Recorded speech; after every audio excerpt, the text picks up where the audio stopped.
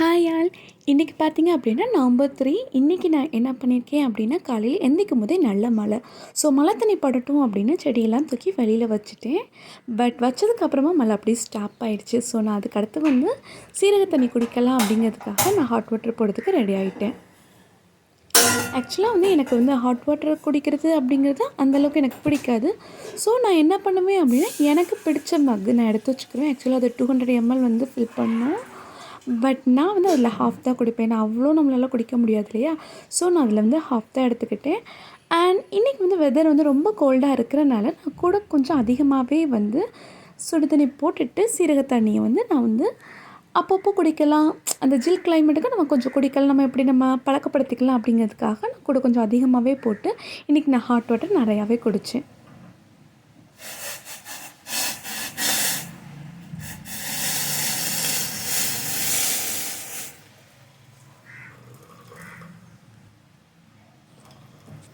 அதுக்கப்புறம் பார்த்திங்க அப்படின்னா, எனக்கு செடி வளர்க்குறது அப்படிங்கிறது எனக்கு ரொம்ப பிடிக்கும். நான் இப்போ தான் ரீசெண்ட் டைம்ஸில் நான் ஸ்டார்ட் பண்ணியிருக்கேன். அதுவும் எனக்கு ரொம்ப பிடிச்சது அப்படின்னா, நான் கேரளாவிலேருந்து ஒரு இன்ஸ்டாகிராம் பேஜில் ஆர்டர் பண்ணியிருந்தேன். எனக்கு அவங்கக்கிட்ட நான் வாங்கினது எனக்கு ரொம்ப ரொம்ப பிடிச்சி. ஏன் அப்படின்னா, அவங்க டெலிவரி ஆனதுக்கு அப்புறமாவும் நம்மக்கிட்ட அதை பற்றி கேர் பண்ணுறாங்க. செடி எந்த கண்டிஷனில் இருக்குது, அதுக்காக நம்ம என்ன பண்ணலாம் அப்படின்னு நம்மளை ஒரு டச்லேயே நம்ம கூட இருக்கிறாங்க. ஸோ அது எனக்கு நம்ம டைரெக்டாக போய் வாங்குகிற பிளான்ட் ஷாப்பில் கூட அந்தளவுக்கு கிடையாது. திரும்ப போய் நம்ம இந்த மாதிரி ஆச்சுன்னு சொன்னால் கூட அவங்க அதுக்காக எந்த ஒரு முயற்சியுமே எடுக்கிற மாதிரி தெரில. பட் இந்த ஷாப்பில் பார்த்திங்க அப்படின்னா கண்டினியூவாக நமக்கு சேட் பண்ணுறாங்க. இந்த மாதிரி பண்ணுங்கள், இதனால தான் அப்படி ஆச்சு அப்படிங்கிற.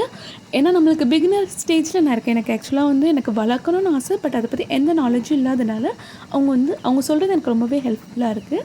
நான் முடிஞ்சால் அவங்களோட இன்ஸ்டாகிராம் பேஜை நான் கீழே டிஸ்கிரிப்ஷன் பாக்ஸில் நான் ஆட் பண்ணுறேன். நீங்கள் செக் பண்ணிக்கோங்க, ஓகேவா? இன்றைக்கி மார்னிங் நான் பிரேக்ஃபாஸ்ட்டுக்கு என்ன பண்ணேன் அப்படின்னா, நார்மல் தோசையும் வெஜிடபிள் போட்டு குருமா, வெஜிடபிள் அண்டு கடலை பீஸ், அந்த பட்டாணி போட்ட குருமா தான் வச்சு இன்றைக்கி தோசையும் வெஜிடபிள் குருமா நான் இன்றைக்கி சாப்பிட்டேன் மார்னிங் பிரேக்ஃபாஸ்ட்டுக்கு.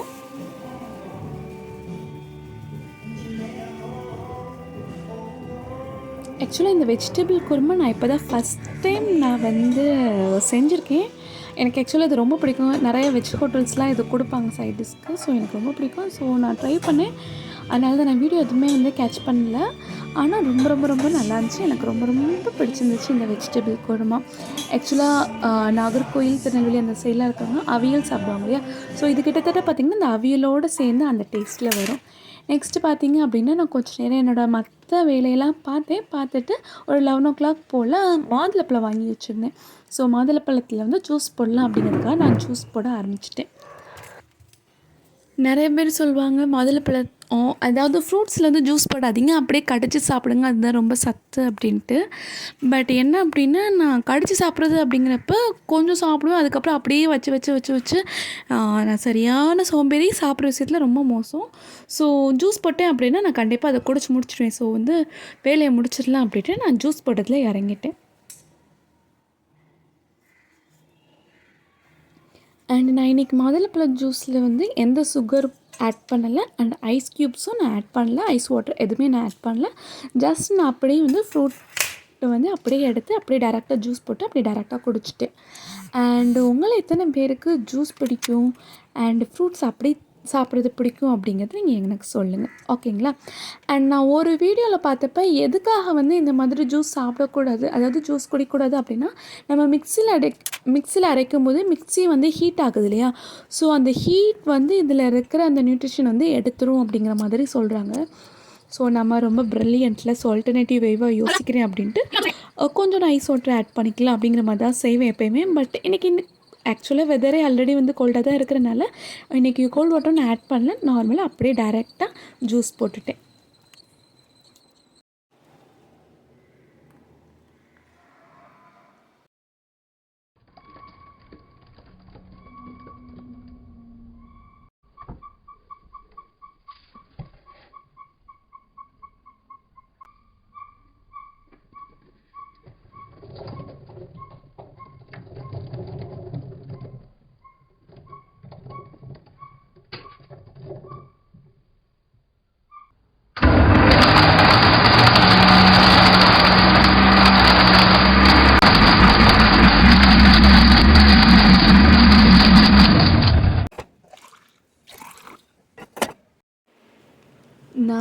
அப்புறம் ஜூஸ் குடிச்சிட்டு அடுத்து எங்கே போயிட்டேன் அப்படின்னா சமைக்கிறதுக்கு ரெடியாக ஆரம்பிச்சிட்டேன். பாத்திரம் இருந்ததெல்லாம் விளக்கிட்டு நெக்ஸ்ட் வந்து காலையில் இன்றைக்கி என்ன சமைக்கலாம் அப்படின்னா வத்த குழம்பு சமைக்கலாம் அண்ட் வந்து கூட்டுக்கு வந்து கோவக்காய் சமைக்கலாம் அப்படின்னு பிளான் பண்ணிட்டு இன்றைக்கி அது சமைக்க ரெடி பண்ணிட்டேன். ஒரு சைடு வந்து வத்த குழம்பு ரெடி பண்ண ஆரம்பிச்சிட்டேன், இன்னொரு சைடு வந்து கோவக்காய் ரெடி பண்ண ஆரம்பிச்சிட்டேன். இதில் என்ன அப்படின்னா வத்த குழம்புக்கு நம்ம இதுக்கு முன்னாடி மசாலாலாம் வந்து நம்ம மிளகாய் பொடி, மஞ்சள் தூள், இந்த மாதிரி தூளை நம்ம தூளாக போடாமல் நம்மளே வந்து மிக்சியில் வந்து அரைச்சி தான் நான் வந்து வத்த குழம்புக்கு வந்து பேஸ்ட் மாதிரி அரைச்சி அதுதான் வந்து நான் யூஸ் பண்ணுவேன். இது எல்லாமே பார்த்திங்கன்னா இப்போ நான் எண்ணெயில் வறுத்து எடுக்கிறேன் இல்லையா, இந்த இன்க்ரீடியன்ட்ஸ் எல்லாமே பார்த்திங்க அப்படின்னா ட்ரை ரோஸ்ட் பண்ணணும். நான் ஏதோ ஒரு ஞாபகத்தில் எண்ணெயில் போட்டு வதக்கிட்டேன். சரி ஓகே பரவாயில்ல அப்படின்ட்டு வதக்கி எடுத்து அதை நான் அரைச்சிக்கிட்டேன். மற்றபடி பார்த்திங்க அப்படின்னா இது எல்லாமே பார்த்திங்கன்னா ட்ரை ரோஸ்ட் தான் பண்ணணும். ட்ரை ரோஸ்ட் பண்ணிவிட்டு அதுக்கப்புறமா தான் எண்ணெயில் வந்து எல்லாத்தையும் ஆட் பண்ணணும்.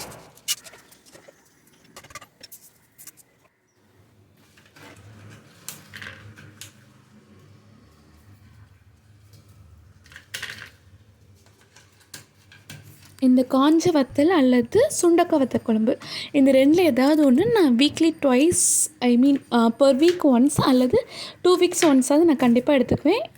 ரீசன் என்ன அப்படின்னா இந்த இது வந்து எனக்கு ரொம்ப பிடிக்கும். வத்த குழம்பு வந்து எனக்கு ஃபேவரேட் ஒன், அதுக்காக நான் ஒன்று எடுத்துக்கிடுவேன். இன்னொன்று அப்படின்னா நம்மளோட வயிற்றில் இருக்கிற புண்ணு வந்து சரி பண்ணுறதுக்கு இது ஹெல்ப்ஃபுல்லாக இருக்கும் அண்டு பசி எடுக்கிறதுக்கும் இது ஹெல்ப்ஃபுல்லாக இருக்கும். ஸோ இது நான் கண்டிப்பாக வந்து வீக்லி ஒன்ஸ் அல்லது 2 வீக்ஸ் ஒன்ஸ் நான் இது கண்டிப்பாக சாப்பிடுவேன்.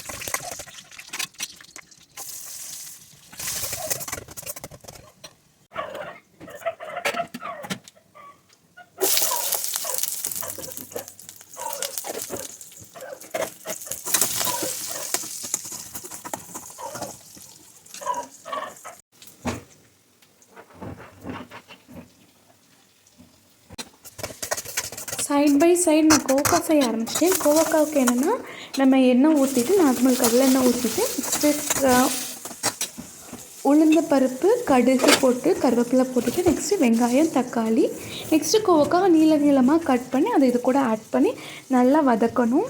தண்ணி ஊற்றாமல் வதக்கிக்கிட்டே இருந்து நல்லா க்ளோஸ் பண்ணி நல்லா வதக்கி அது நல்லா வெந்ததுக்கு அப்புறமா அதுக்கு தேவையான மசாலா, அதாவது சில்லி பவுடர், மஞ்சள் தூள், அப்புறமா வந்து கொஞ்சம் கரம் மசாலா, கொஞ்சம் கொத்தமல்லி பொடி இதெல்லாம் போட்டு மிக்ஸ் பண்ணி எடுத்துகிறது தான் வந்து கோவக்காய். இந்த மாதிரி தான் நான் செய்வேன். இது வந்து நான் ஃபஸ்ட் டைம் வந்து இந்த மெத்தடில் செய்வேன்.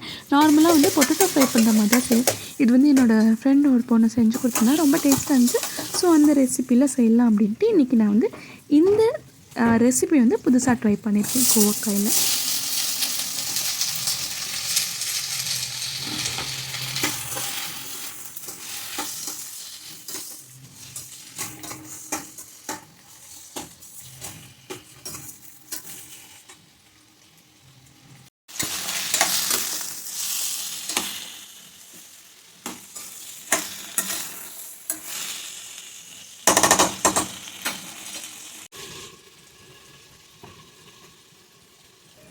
பொதுவாக வத்த குழம்பு நான் எப்படி செய்வேன் அப்படின்னா கடலப்பருப்பு, உளுந்து, அப்புறம் வத்தல், அதாவது காஞ்ச வத்தல், மிளகா வத்தல் இருக்குல்ல அது, மல்லி, சீரகம், கடுகு, வெந்தயம், அப்புறமா வந்து இது கூடிய வத்தல், அப்புறம் பெப்பர் இது எல்லாமே போட்டு ட்ரை ரோஸ்ட் பண்ணிவிட்டு இதெல்லாம் அரைச்சி ஒரு பேஸ்ட்டாக்க வச்சுக்கிட்டு நெக்ஸ்ட் வந்து நல்லெண்ணெய் ஊற்றி அதில் வந்து கடுகு, உளுந்தம்பருப்பு, கருவேப்பிலை, வத்தல் இதெல்லாம் தாளிச்சிட்டு நெக்ஸ்ட்டு வந்து திருப்பி வந்து வத்தல் போட்டுட்டு நெக்ஸ்ட் வந்து நம்ம வெங்காயம், தக்காளி இது நல்லா வதங்கினதுக்கு அப்புறமா இது கூட வெள்ளைப்பூண்டு ஆட் பண்ணேன்.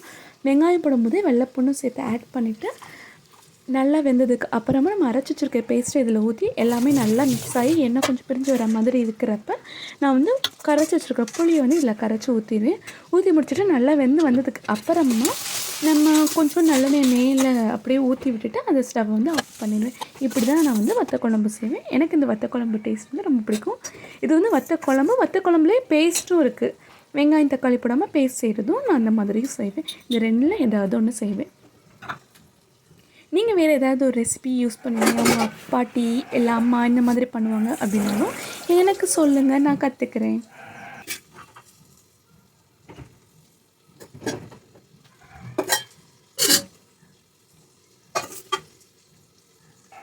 ஆக்சுவலாக வந்து தண்ணி ஆட் பண்ணாமல் செய்கிற இந்த அந்த காய்கறி ஐட்டம் செய்யும்போது மசாலா போடும்போது கீழே அடி பிடிக்கும் இல்லையா? ஸோ அது அடி பிடிக்காமல் இருக்கிறதுக்காக மசாலா போட்டுட்டு லைட்டாக வந்து தண்ணி வந்து ஸ்ப்ரே பண்ணி விடலாம் அப்படின்ட்டு வெங்கடேஷ் பட்ட ஒரு வீடியோவில் வந்து அந்த சார் வந்து சொன்னாங்க. ஸோ அதுதான் நான் எப்போவுமே ஃபாலோ பண்ணுவேன். இன்றைக்கி லஞ்சுக்கு நம்ம என்ன சாப்பிட்டோம் அப்படின்னா ஒயிட் ரைஸ், வத்த குழம்பு அண்ட் கோவக்காய் கூட்டு வச்சு சாப்பிட்டோம். இன்றைக்கி எல்லாமே நல்லபடியாக ஏதோ பை அன்ஃபார்ச்சுனேட்லி எல்லாமே நல்லா டேஸ்ட்டாக வந்துச்சு. ஸோ நல்லா சாப்பிட்டுட்டு ஒரு சின்ன சின்ன எடிட்டிங் ஒர்க் அந்த மாதிரி ஒர்க்லாம் முடிச்சுட்டு நான் இன்றைக்கி ஜிம்முக்கு போய் நல்லா ஒர்க் அவுட் செம்ம டயர்டு. அதுக்கப்புறம் என்னால் ஈவினிங் நைட் வந்துட்டு என்னால் எந்த ஒர்க்குமே என்னால் பார்க்க முடியல, என்னால் வீடியோவே எடுக்க முடியல. ஸோ வந்து நான் வீடியோ எடுக்கிற அளவுக்குலாம் எனக்கு தெம்பில்லை. ஸோ வேகமாக போய் ஒரு சப்பாத்தி போட்டு மார்னிங் வச்சு குருமா வச்சு சாப்பிட்டுட்டு நைட்டு தூங்குறதுக்கு ரெடி ஆகிட்டேன். பாய். தேங்க்யூ ஃபார் வாட்சிங். மீண்டும் நாளை சந்திப்போம்.